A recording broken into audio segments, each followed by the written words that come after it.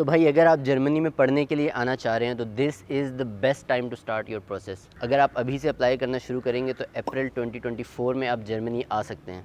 تقریباً تمام یونیورسٹیز کے ایڈمیشن اوپن ہو چکے ہیں. میں نے بہت سی ویڈیوز بنائی ہیں کہ کس طرح آپ جرمنی میں وہ سٹیپ بائی سٹیپ تمام پروسیس خود سے کر کے پڑھنے کے لیے آ سکتے ہیں. جرمنی کا پورا پروسیس آپ سٹارٹ سے اینڈ تک خود ہی کر سکتے ہیں. آپ کو کسی کنسلٹنٹ کی ضرورت نہیں ہے. آپ میرے یوٹیوب چینل پر جائیں, وہاں پر آپ کو ایک پلے لسٹ ملے گی اسٹڈی ان جرمنی. آپ اس کی ساری ویڈیوز دیکھیں, آپ کو سب سمجھ میں آ جائے گا کہ کس طرح سے آپ نے سٹارٹ لینا ہے, کس طرح سے ڈاکومنٹ پریپیئر کرنے ہیں, کس طرح سے آپ نے یونیورسٹیز شارٹ لسٹ کرنی ہے, کس طرح سے آپ نے اپلائی کرنا ہے. پوری چیزیں وہاں پر میں نے ڈسکرائب کی ہوئی ہیں. اس کے علاوہ بھی کوئی سوال اگر آپ کا رہتا ہے تو آپ گوگل کریں, گوگل سے آپ کو مدد مل جائے گی. اور یوٹیوب کی ویڈیوز دیکھیں, بہت سے اچھے یوٹیوبرز ویڈیوز بنا رہے ہیں, ان کی ویڈیوز دیکھیں. اس کے بعد بھی آپ کا کوئی سوال رہ جاتا ہے تو I would really suggest you کہ آپ اس لنک پر جائیں. اس لنک پر جانے کے بعد آپ میرے ساتھ 1-on-1 سیشن بک کروا سکتے ہیں, جس میں آپ کے اگر کوئی پرابلم آپ کو آ رہی ہے پروسیس کے دوران یا ویسے ہی کوئی آپ کو سجیشن چاہیے تو ہم پھر آپس میں 1-on-1 بات کر کے میں آپ کو سجیشن دے دوں گا, یا آپ کی ہیلپ جتنی مجھ سے ہو سکے گی میں وہ کروں گا. تو آپ اس لنک پر جائیں, اپنی اویلیبلٹی کے حساب سے ٹائم سلاٹ بک کریں. امپورٹنٹ اس کہ کافی لوگ ٹائم سلاٹ بک کرتے ہیں, پھر وہ جوائن نہیں کر پاتے, تو وہ مجھے ای میلز کرتے ہیں کہ یار مجھے کوئی کام آ گیا, اب میں جوائن نہیں کر پاؤں گا.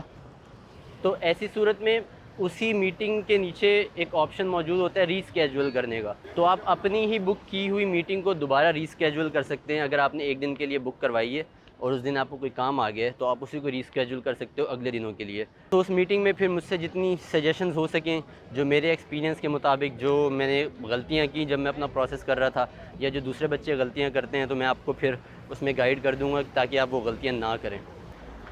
میرا یہ یوٹیوب چینل بنانے کا مین مقصد ہی یہ تھا کہ میں آپ لوگوں کی ہیلپ کر سکوں, جو لوگ بھی جرمنی آنا چاہ رہے ہیں, تاکہ ان لوگوں کے پیسے بچ سکیں, ان کو کنسلٹنٹس کے پاس نہ جانا پڑے.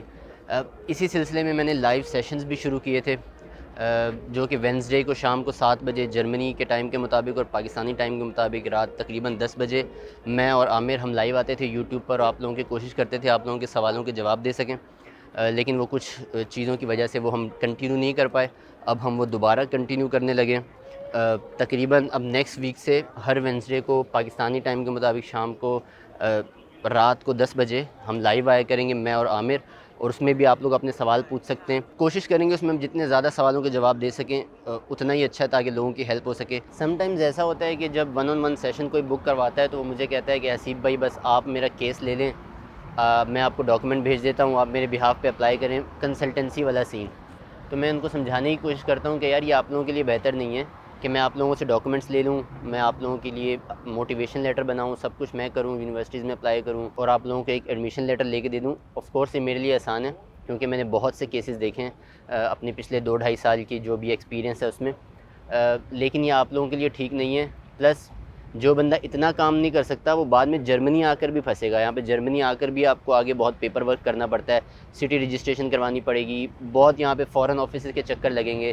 تو پھر وہاں پر کیا کرو گے؟ ہر جگہ تو کوئی بندہ آپ کو نہیں ہیلپ کرے گا نا. لیکن آئی ایم تھنکنگ کہ کچھ اس طرح کا ماڈل انٹروڈیوس کرواؤں کہ جس میں میں یا میری ٹیم جو ہے وہ آپ کے بہاف پر اپلائی نہ کرے, لیکن آپ کو through out the process help کرے. جیسے آپ میرے ساتھ رجسٹر ہو جاؤ جب اپنا پروسیس سٹارٹ کرنے لگے ہو, پھر آپ کو ہر سٹیپ پر گائیڈنس دیتے رہیں. کریں گے آپ خود ہی, کوئی نہیں کرے گا آپ کے بہاف پر.